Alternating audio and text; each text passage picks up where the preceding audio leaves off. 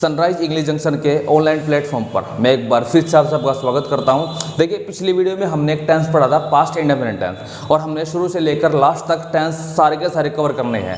Past indefinite tense आपका पहला tense था, लेकिन उसके अंदर WH वर्ड्स का प्रयोग आप कैसे करोगे आपने यहाँ पढ़ भी लिया होगा। आज आपका मैं वो सिखाने वाला हूँ। तो चलिए आज की क्लास को हम स्टार्ट करते हैं WH वर्ड्स के साथ। Okay, let's go now. यहाँ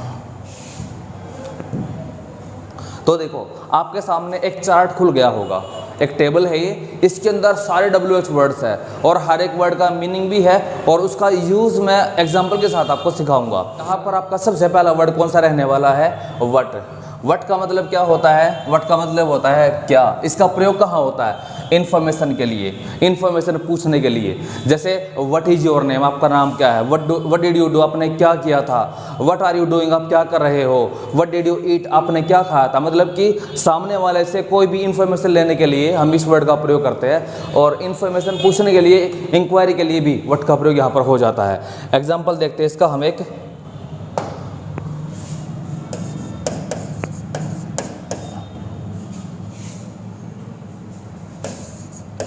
राम ने क्या लिखा। राम ने क्या लिखा। ये टेंस कौन सा है? पास्ट इंडेफिनिट टेंस है। अब पास्ट इंडेफिनिट टेंस को आप समझते हो, लास्ट में आ ए ई आया हुआ, तो पास्ट इंडेफिनिट टेंस है। लेकिन जब हमें WH का कोई भी शब्द इनमें से यूज करना हो किसी भी टेंस में, तो शुरुआत में हम हमेशा WH वर्ड रखते हैं। ये स्ट्रक्चर मैंने आपको यहाँ पर लिख के दिखा रखा है। किसी भी टेंस का स्ट्रक्चर, ये सभी टेंस में काम आएगा। ये देखो, सबसे पहले आप रखो WH वर्ड। WH क्या बनेगा इधर? वट। मैंने यहाँ पर लिख दिया वट। उसके बाद helping verb. Past indefinite tense आपको मैंने सिखाया था पिछली बार। पास्ट इंडेफिनिट टेंस की हेल्पिंग वर्ब क्या बनती है? डिड। मैंने यहाँ पर लिख दिया डिड। उसके बाद आता है सब्जेक्ट। सब्जेक्ट कौन है? राम। What did Ram. उसके बाद वर्ब की फर्स्ट फॉर्म आती है इंडेफिनिट में, ईट। व्हाट डिड राम ईट। तो व्हाट का प्रयोग यहाँ पर ये होता है मुख्य रूप से। अब अगला वर्ड हमारा क्या बनता है? अगला वर्ड हमारा बन जाता है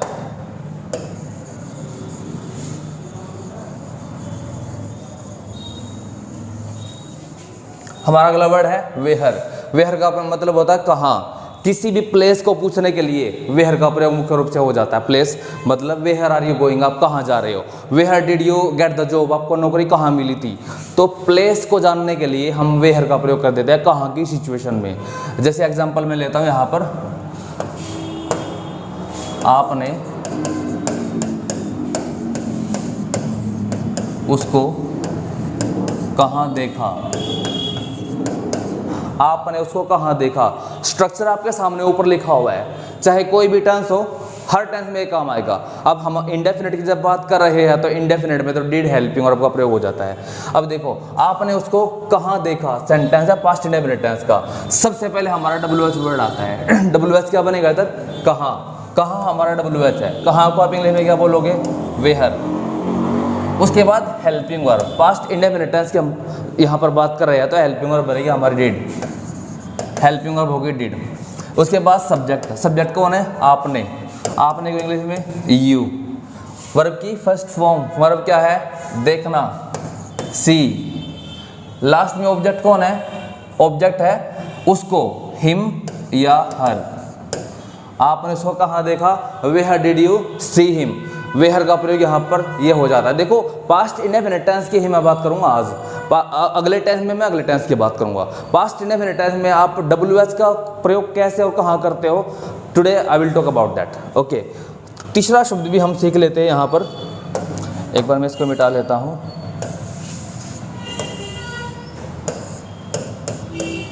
तीसरा वर्ड है हमारा वाई। वाई का मतलब होता है क्यों। किसी भी रीज़न या कोज के लिए हम वाई का प्रयोग करते हैं, मतलब कि कारण जानने के लिए कि भाई बताओ आप यहाँ क्यों आए थे। Why did you come here, आपने ऐसा क्यों किया। Why did you do so. तो इसका मतलब हो जाता है क्यों, और इसका प्रयोग कहाँ होता है? रीज़न या कोज को जानने के लिए, कारण जानने के लिए। इसका हम सेंटेंस से इसका वो देखते हैं हम प्रैक्टिस। राम ने ऐसा क्यों कहा। राम ने ऐसा क्यों कहा, क्यों, कारण जानने के लिए, कोज जानने के लिए कि क्यों कहा, वही स्ट्रक्चर बनेगा हमारा। सबसे पहले WH वर्ड आता है। WH वर्ड कौन सा हमारा, क्यों। सबसे पहले हम यहाँ पर लिखेंगे वाई। उसके बाद आती है हेल्पिंग वर्ब। हेल्पिंग वर्ब हमारी बनती है इस टेंस में, पूरे टेंस में हेल्पिंग वर्ब डिड बन जाती है हमारी। हमें हर जगह यही प्रयोग करनी है। हेल्पिंग वर्ब सब्जेक्ट, WH तो हमारा आ गया, हेल्पिंग वर्ब क्या बनेगी, डिड।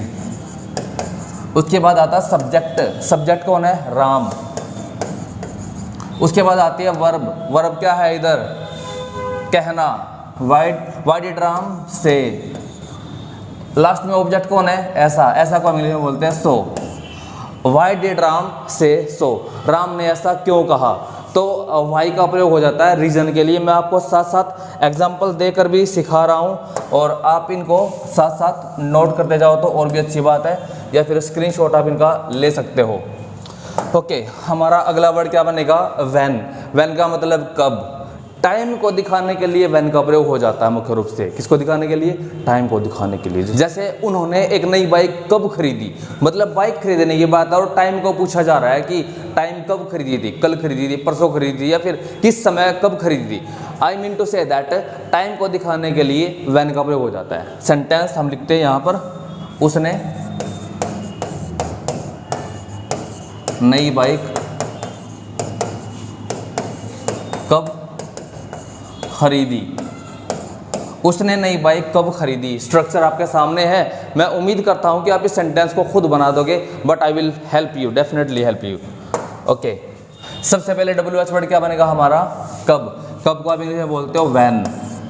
सब WH के बाद क्या आती है, हेल्पिंग वर्ब। हेल्पिंग वर्ब मैंने यहाँ पर लिख रखी है डिड। उसके बाद सब्जेक्ट। सब्जेक्ट कौन है, उसने, ही। हेल्प, ये वर्ब। वर्ब की तो फर्स्ट फॉर्म आती है, आपको तो पता है। और वर्ब क्या बनेगी यहाँ पर, खरीदना, बाई। लास्ट में होता है हमारा ऑब्जेक्ट। ऑब्जेक्ट क्या है, नई बाइक, न्यू बाइक। तो व्हेन का प्रयोग हो जाता है इस प्रकार से। आपने एग्जाम्पल को लिख भी लिया होगा और समझ भी लिया होगा। अगला एग्जाम्पल पे हम चलते हैं और अगले शब्द को सीखते हैं। अगला वर्ड हमारा होता है विच और हुज। दोनों को ही मैंने यहाँ पर इकट्ठा लिखा है। विच और हुज ऐसे WH के वर्ड है हमेशा, आप इस बात को ध्यान रखना। विच और हुज WH के वो शब्द है जिनके साथ ऑब्जेक्ट हमेशा परमानेंट होता है। एक तो विच और एक हुज। एक तो विच और एक हुज, इन दोनों शब्दों के साथ ऑब्जेक्ट हमेशा फिक्स होता है। इनके साथ मतलब कि ऑब्जेक्ट हमेशा पहले ऑब्जेक्ट रखा जाएगा, उसके बाद स्ट्रक्चर को फॉलो किया जाएगा। अब देखो, पहले हम विच की बात करते हैं। विच का मतलब होता है कौन सा, और इसका प्रयोग कहाँ होता है, चॉइस के लिए। चॉइस के लिए, जैसे आपने कौन सा पेन लिया, काफ़ी सारे पेन थे, अब उस चॉइस उसकी थी, उसने कौन सा चूज किया। उन्होंने कौन सा पर्स खरीदा, पर्स बहुत सारे थे उनके पास, खरीदा कौन सा। तो चॉइस के लिए हम किसका प्रयोग कर देते हैं, विच का प्रयोग कर देते हैं। एग्जाम्पल से आपको जल्दी समझ में आएगा ये।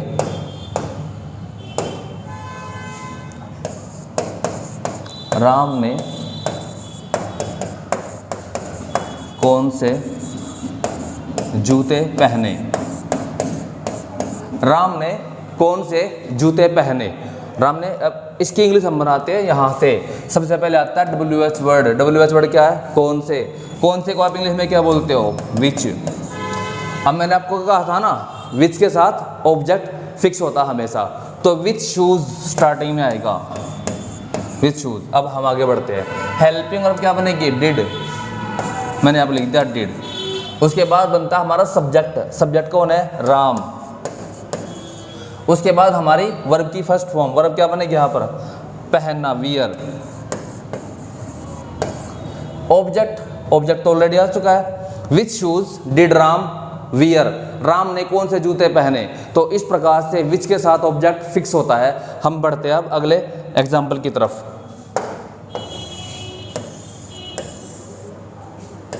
ओके, अब हुज का एग्जाम्पल देखते हैं हम।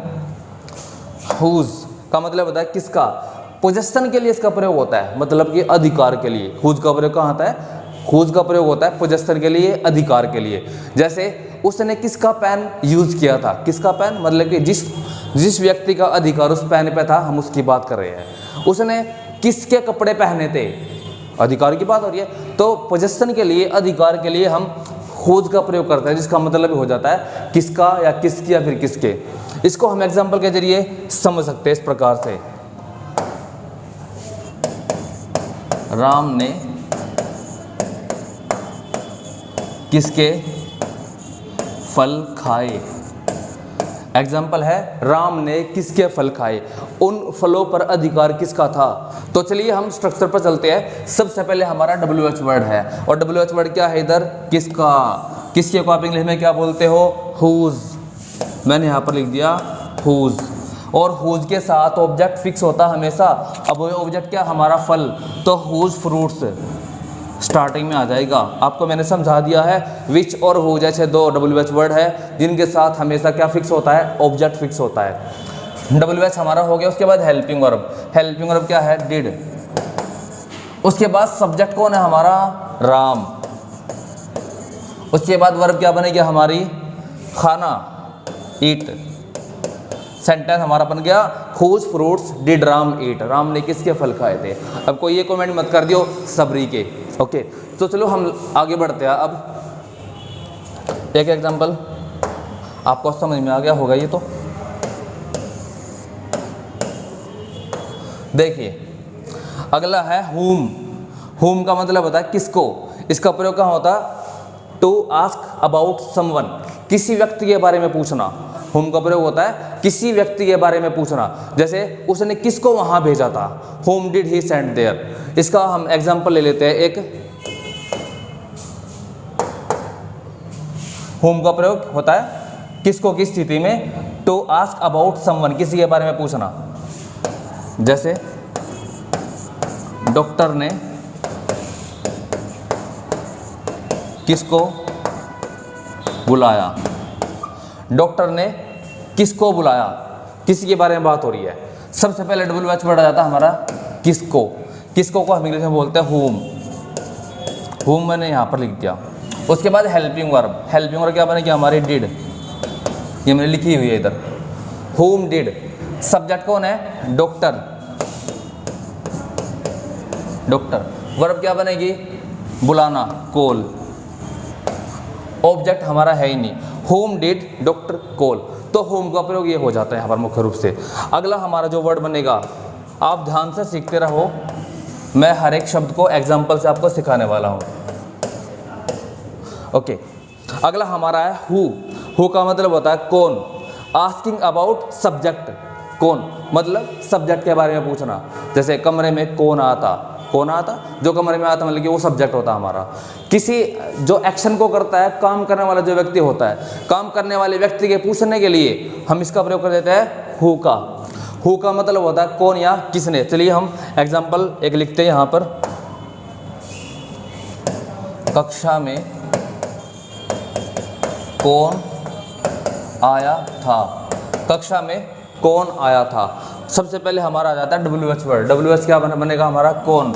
कौन को इंग्लिश में लिखते हैं हु।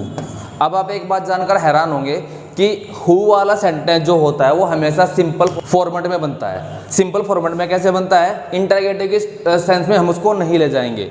सिंपल में हमेशा सेकंड फॉर्म आती है, who came in the class. अब हमारा आखिरी शब्द बचता है हाउ। हाउ का मतलब होता है कैसे।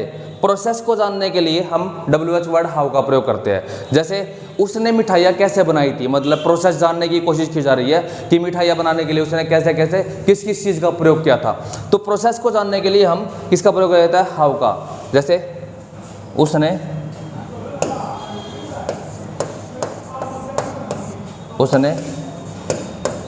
मिठाइयाँ कैसे बनाई।